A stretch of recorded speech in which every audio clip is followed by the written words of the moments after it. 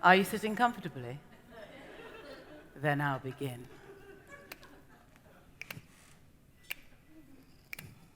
Gove, Rob, Sunak, Claptrap, Zimmerframe.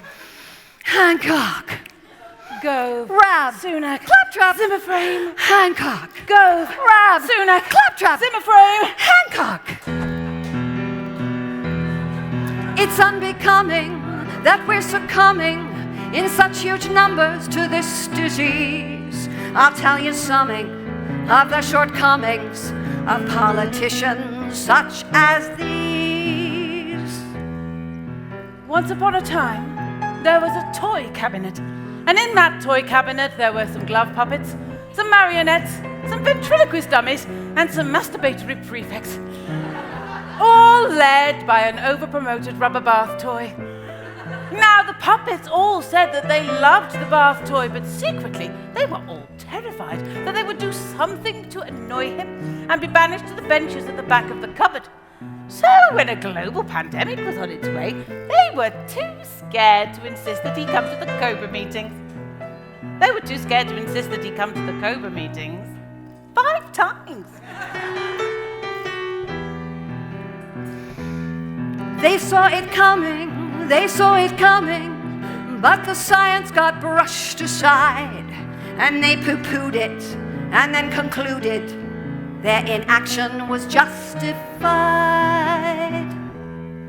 Eventually, the toy cabinet decided that they would close the doors to the kingdom right after all of the horses at Cheltenham had bolted.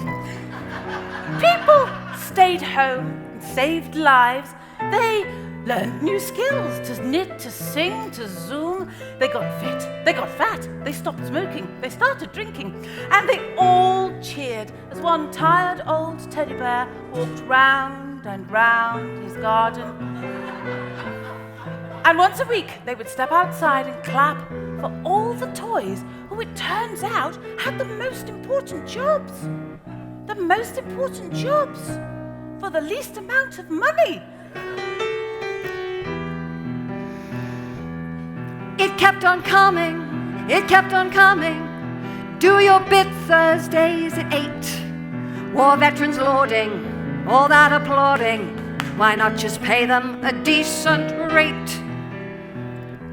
Now, in the cabinet, there were some grown-up toys.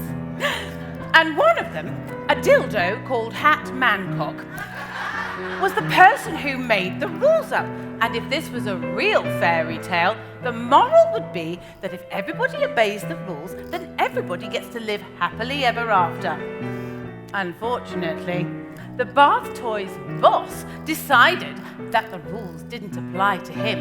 And poor Hat Mancock was told to go out and say that it was perfectly all right for the bath toy's boss to travel 650 miles to his mother's birthday, and that we should all thank him because he introduced the Barnard Castle Protocol, which is a test to see how far the wool can be pulled over the public's eyes before their for fuck's sake-ometer explodes.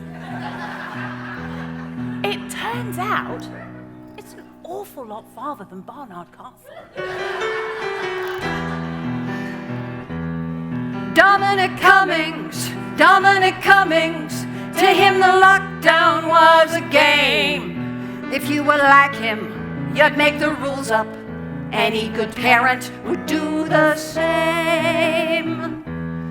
Dominic Cummings, to him the lockdown was a game. And no one sacked him, in fact they backed him. They are incapable of shame. They've even said that we're to blame.